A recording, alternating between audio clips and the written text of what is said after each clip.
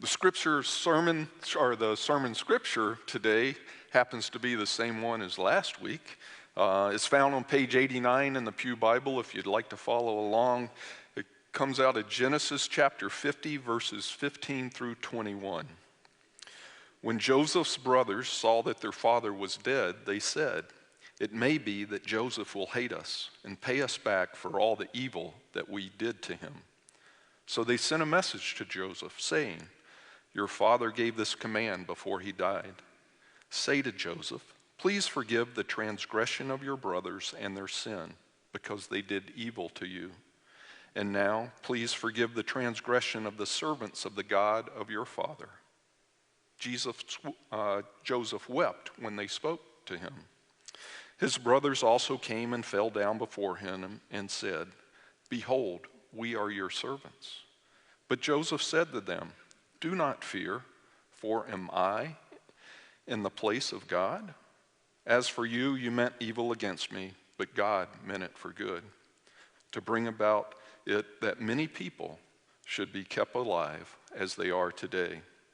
So do not fear, I will provide for you and your little ones." Thus he comforted them and spoke kindly to them. This is the word of the Lord. Thanks be to God.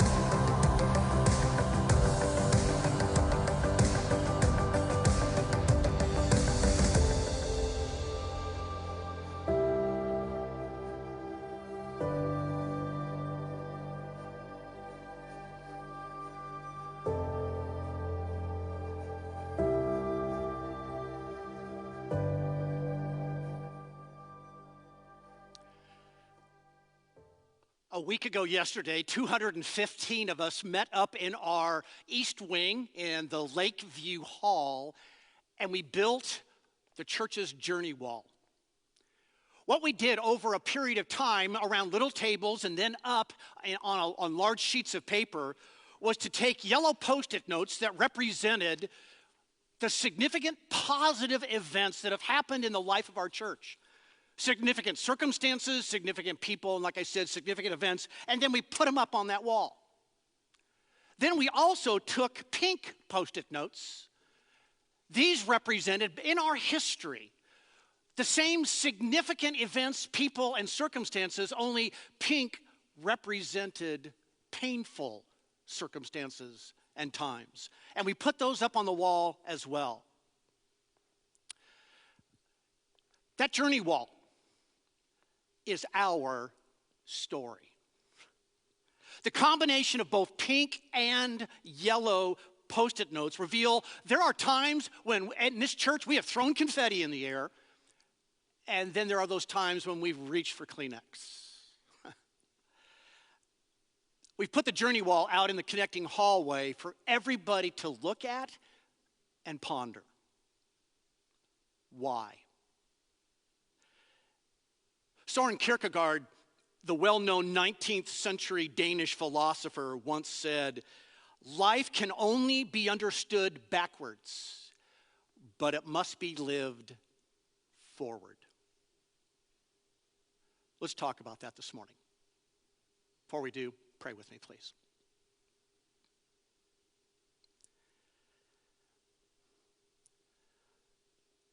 Lord, it's always a dangerous thing to open up the Word of God. Dangerous in the sense that we dare not do it flippantly. because you always have something to say to us. There is intention in the words we read that's meant to be life-changing. So, Father, may you find in each one of us this morning hearts and minds that are ready for that, open to being spoken to by your Holy Spirit. So that literally, as I often pray on these Sunday mornings, we're a different person when we walk out than when we walked in. Father, that's our prayer. In Jesus' name, amen. This past Monday morning, as is my routine on most mornings, I get up to spend some time alone with the Lord. And on that Monday morning, as much as I wanted my heart to be in a place where I was really listening and allowing the Lord to speak to me, my mind kept getting diverted to last weekend. And I reflected on the fact that I was so excited about all the things that I had been hearing from people telling me who were there in Lakeview Hall about the impact and about the difference it made to be a part of Summit Number 1. And I was thrilled then on Sunday morning, a week ago at this time, how David Miles just so timely reminded us of God's goodness and how each of us has the opportunity to be a part of building a culture of goodness wherever we are. And so even though right now plans are already on the move to prepare and launch us into Summit Number 2, the Spirit of God on that Monday morning spoke to me about don't move on too fast from this. Now, don't get worried. I don't hear audible voices. But the Spirit did impress upon me this word: ponder the journey wall. In other words, the Spirit of God wanted me to pay attention that there is something enormously significant and powerful that's hanging up there in our connecting wall. But a casual look will not reveal what it has to teach us. Over the past week, I have often left my office and come down and just stood in front of the journey wall and pondered. In fact, this past Tuesday night, before session met for our monthly meeting, we met there in front of the journey wall and spent a time just reflecting on it and then had prayer together. See, the Spirit's word, ponder the journey wall, has led me to do something I have never done in my whole life, and that is take the scripture that someone else preached last Sunday, and I'm going to take a whack at it myself too. Because I think there is something so rich in this passage. You could literally hang out here for weeks and never get to the bottom of it. So this morning I invite you, let's soak in it again here this morning. Because I believe it will answer why the Spirit of God is encouraging all of us to ponder that journey wall. So if you have your Bibles or your devices, open them up, if you would, again to Genesis chapter 50. And let's return to the interaction that happened between Joseph and his brothers that John read just a few moments ago. Now, as we saw last Sunday, Dave Miles mentioned it to us that this was right after Jacob, the father of these brothers, had just died. And they had just finished burying him in the ground. That event has the significant possibility to change the dynamics between the siblings. So let's first of all consider the brothers, the 11 brothers' perspective. How does verse 15, what does it tell us? When Joseph's brothers saw that their father was dead, they said, this is to each other, it may be that Joseph will hate us and pay us back for all the evil we did to him. It's pretty obvious, isn't it, that their perspective, these 11 brothers, their perspective was fear-based. I mean, how normal and natural it is to think that way. We probably would. After all, we understand you make bad choices, you're going to get bad consequences. Well, maybe not immediately, but eventually. So the 11 brothers, catch this, They were looking at their own journey wall, and they saw all of the pain-filled pink sticky notes that had been plastered up there. Those sticky notes represented their jealousy of Joseph, their hatred of him, their anger, which drove them to throw him into a pit to die. Then they changed their mind, decided, let's get a little cash out of this. And so they sold him to some human traffickers. In fact, in chapter 42 of Genesis, verse 21, they even talked to each other at one point and reminded each other. Joseph, at that point, begged us not to do this. But they were so hard-hearted, his pleas fell on deaf ears. So they wondered, was Joseph simply waiting to get even? Here's what's circulating in their brain. Will the pain of the past determine our future? Anybody else here thinking that? Wondering about that? See, all this fear-based perspective was eating them alive. So what did they do? Look at verse 16. So, here's what they did. So they sent a message to Joseph saying, your father gave this command before he died. Say to Joseph, please forgive the transgression of your brothers and their sin because they did evil to you. Now the brothers pick up that. Now, please, Joseph, forgive the transgression of the servants of the God of your father.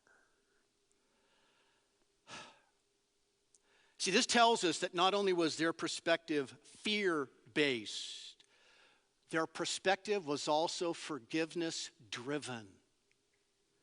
In other words, they sensed that there was something between them and Joseph, something that they feared could lead to experiencing payback from him.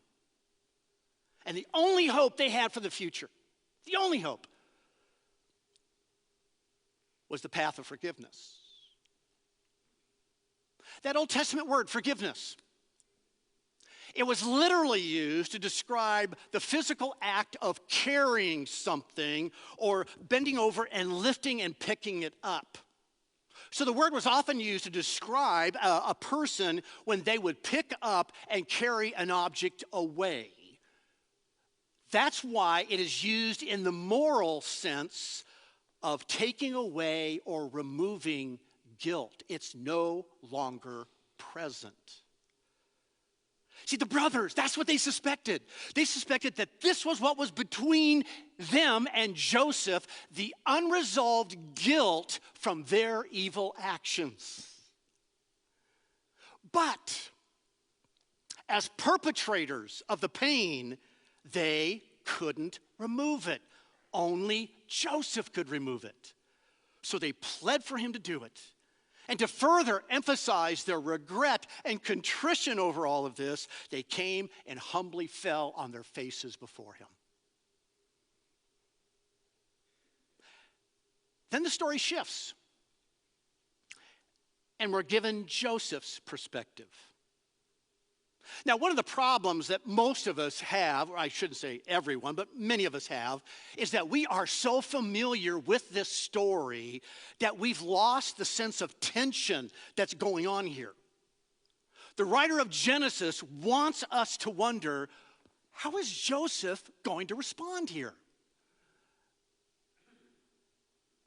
His brothers are face down before him. What's he going to do next?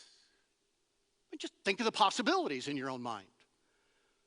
Will he look back over the years? His brothers are face down in front of him. Will he look back over the years and consider the early dreams that he had and say to them, I told you so? Would he remind them of their hard-heartedness and say, now who's the man? Now, again, remember, Dave pointed this out to us. Joseph is number 2 in Egypt.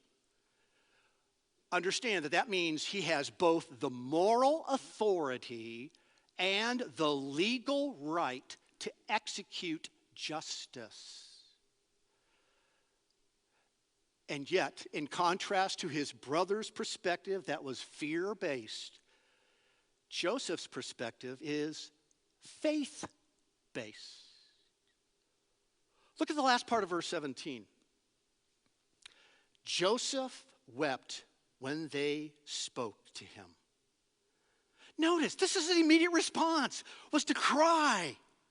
When his brothers pointed out their responsibility for all of the pink sticky notes that are up on their journey wall, it triggered Joseph.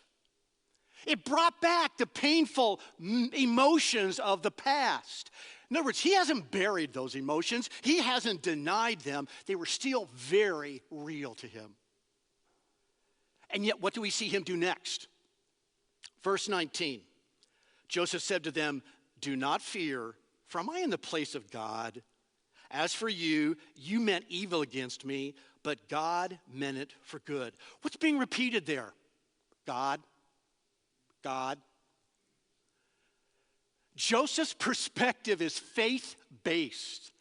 He has seen, he has experienced the work of God, even in the midst of all the pink sticky notes that are there. And this belief was so pervasive in his life that he didn't focus on what his brothers had done that brought him to Egypt. Rather, he saw that God had sent him here. Hold your finger here in Genesis 50. Back up, if you would, to chapter 45, just real quickly. Genesis 45, what is initially, when Joseph initially tells his brothers, "It's me, I'm Joseph here." What does he tell them? Genesis 45, verse 5. "And now do not be distressed or angry with yourselves because you sold me here, for God sent me before you to preserve life." Now drop down to verse 7. "God sent me before you to preserve for you a remnant." Verse 8. "So it was not you who sent me here, but God."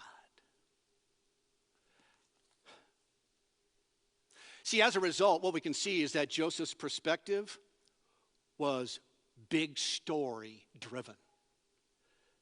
So sure, yes, his personal story was one of severe sibling dysfunction, where he experienced, yes, the hatred, their jealousy, a level of betrayal that's really hard to imagine. Yet, even though his brothers intended evil, in Joseph's mind, that's the small story.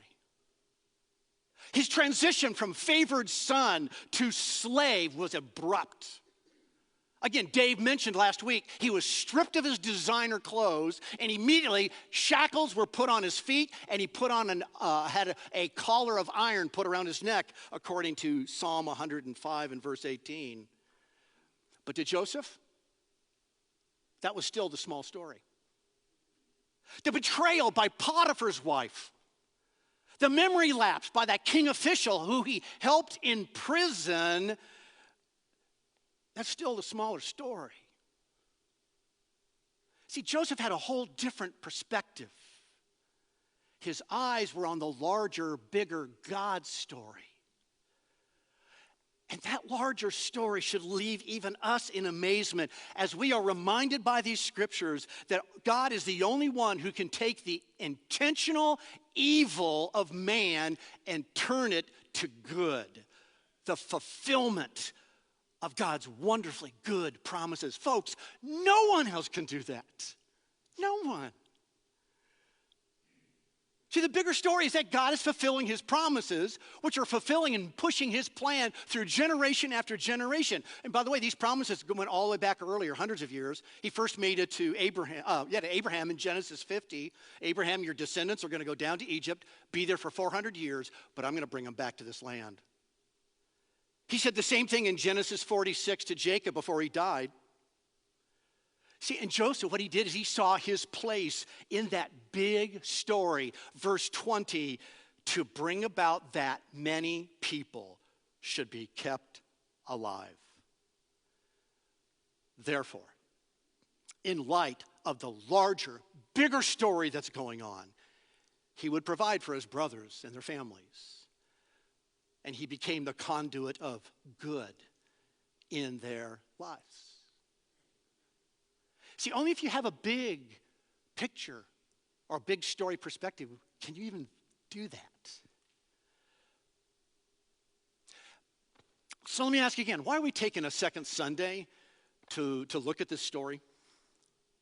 Because even though we in this room are separated from the events of Genesis 50 by thousands of years, we are doing the same thing they did.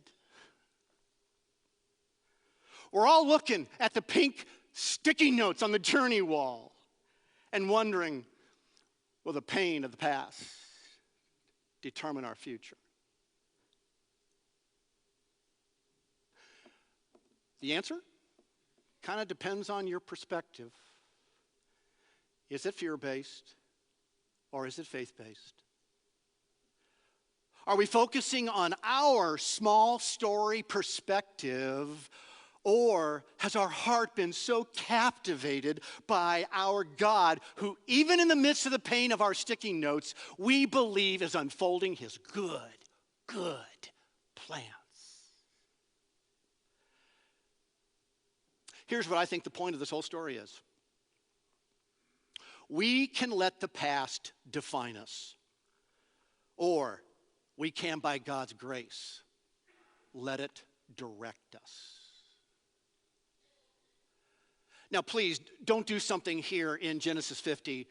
Do not elevate Joseph to some unrealistic place as if this was just real easy for him. He carried his own set of emotional scars because the pain was very real. And we know this because after he became El Segundo in Egypt and all of his fortunes dramatically changed for the better, look at the names that he gave his first two children, his first boys. Again, Genesis 50, keep your thumb here. Turn back to Genesis 41. Listen. And Joseph called the name of his firstborn son Manasseh, for he said, God has made me forget all my hardship and all my father's house. And the name of the second he called Ephraim. Why? For God has made me fruitful in the land of my affliction. So yes, did his faith allow him to see God's hand at work in his life? Yes, but it was through hardship. It was through affliction. And yet even through all the pink sticky notes in his life, we never see Joseph wallowing in bitterness or resentment or self-pity. Rather, he doesn't even become paralyzed by evil either. He refuses to let the past define him. What do we see instead? We see that his faith consistently, over and over again, produced a faithfulness wherever he was. And that directed him to be right where God wanted him to be, doing exactly what God wanted him to be doing. Is that possible? I mean, honestly, we need to ask that. Is it possible for us as a church, for you as an individual, is it possible to not let the past define us, but rather to allow it to direct us in being part of God's bigger story that's going on? My brothers and sisters, I believe it is. So let's walk back through this passage one more time. I promise I won't preach on this next Sunday. I promise. But let's walk back to this passage one more time, for I think these verses give us 4 essential elements to a hope-filled future, regardless of what our corporate or personal journey wall looks like. First, the interaction between Joseph and his brothers points out the essential element of forgiveness. This is where it's got to all be grounded. That essential element of forgiveness. That is for us too. The specific pink sticky notes on anybody's journey wall forces us to ask, how have I been involved in that? Was I the one that caused the pain? And if not, then how have I responded to the pain? See, is it possible this morning that some of those sticky notes go back even 15 years? Is it possible, though, still this morning that there is something unresolved between you and another person in this church that's never been addressed? What needs to be removed? What needs the freeing act of forgiveness? Now, was it appropriate for the 11 brothers to be forgiveness driven? Absolutely. Are you? I believe the Spirit of God wants each one of us to ponder the journey wall that's out there. Or even your own personal journey wall that maybe you've never made, but you know the pink sticky notes are there. And to see, is there anything unresolved between me and that other person?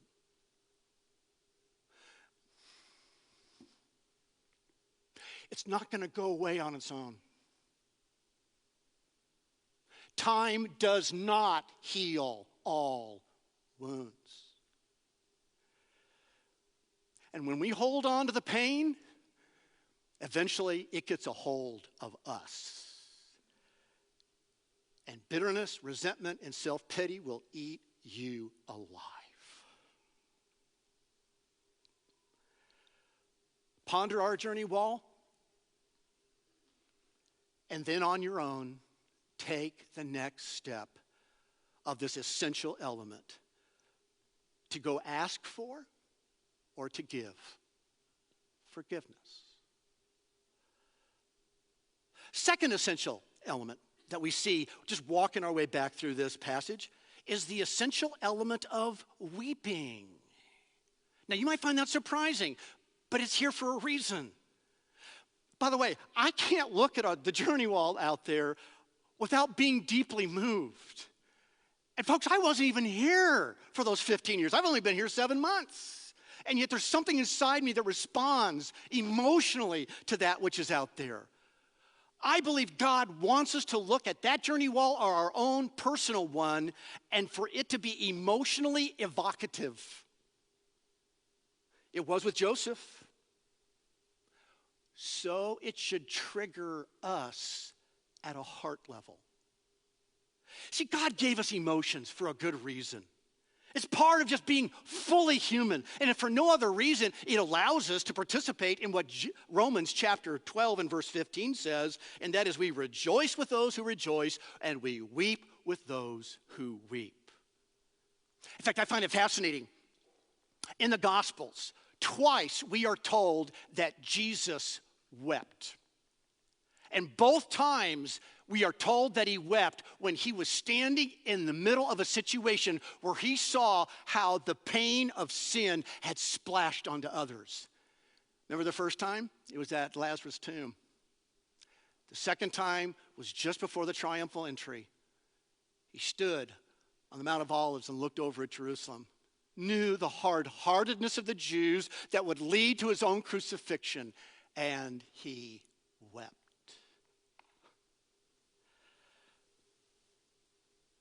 Ken Geyer is one of my favorite authors, and in his book, Windows to the Soul, he makes this observation. He says, I have learned that if you follow your tears, you will find your heart. And if you find your heart, you will find what is dear to God. And if you find what is dear to God, you will find the answer to how you should live your life.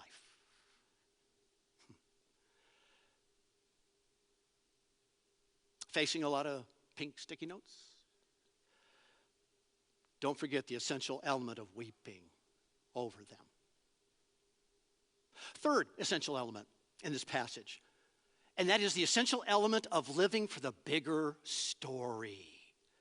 Fascinating. Psalm 33:11 tells us, the counsel of the Lord stands forever, the plans of his heart to all generations. So the plans of God are moving from generation to generation, are not stopping, are continuing on.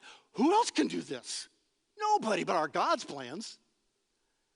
And again, as that larger God plan spans generation, what we need to understand is that means it's happening all around us. The kingdom of God is growing and expanding. So do I live in light of that? Or am I living with a small story perspective? You know, the New Testament authors over and over again invite us to live in light of the larger story that Jesus Christ is building his church and the gates of hell will not prevail against it. Jesus is doing something inside of every single one of us as believers. It's a good work. It'll continue on until he comes back. Like living stones, we're being built up as a body of believers. The larger story, it already has a predetermined conclusion. Jesus is going to physically return one day, and he's going to make everything right. He's going to heal every hurt, and he's going to personally wipe the tears from our eyes. Amen. This is good stuff. That's the larger story. Live for it. Finally, I'm running out of time. By the way, you know what happens? You know what it means when a pastor looks at his watch? Absolutely nothing. I'll try not to be that way this morning. Fourth essential element, initiate to edify. And by the way, this fourth one is the result of the first three happening. Joseph forgave his brothers. Joseph wept over the history of pain. Joseph kept the perspective of the bigger story that God was unfolding. And as a result, verse 21, so do not fear, I will provide for you and your little ones. Thus he comforted them and spoke kindly to them. Joseph initiated towards those who had intentionally hurt him to do what was good for them. Again, he provided for them, he comforted them, he spoke kindly to them. See, if we've truly forgiven someone, when we've allowed our heart to get involved in the mess, when we seek to maintain that bigger story perspective, then instead of seeking justice, which is what the brothers feared, and justice meaning I'm going to get what I deserve, I'll be able to provide. I'll give you what you need. And when we initiate to edify, it'll bring relational healing. It'll bring healing.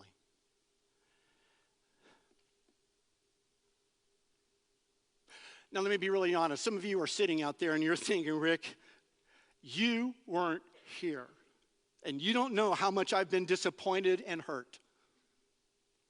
And you're right, I don't. Or you might be thinking, Rick, you don't understand the deep sense of loss I feel when I look at that journey wall. It's true, I don't. Or you might be thinking, Rick, you can't appreciate how I've been criticized, how I've been maligned, how I've been dismissed, and how I've been marginalized by others in this church. And my answer is, yeah, I can't.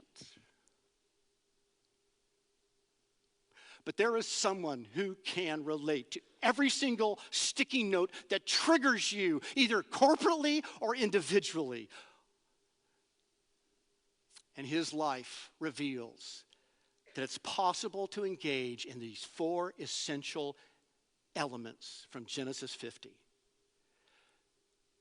It's described for us in 1 Peter chapter 2. Christ also suffered for you, leaving you an example so that you might follow in his steps. He committed no sin, neither was deceit found in his mouth. When he was reviled, he did not revile in return. When he suffered, he did not threaten, but continued entrusting himself to him who judges justly. Jesus is our example to follow in being faith-based and big story driven.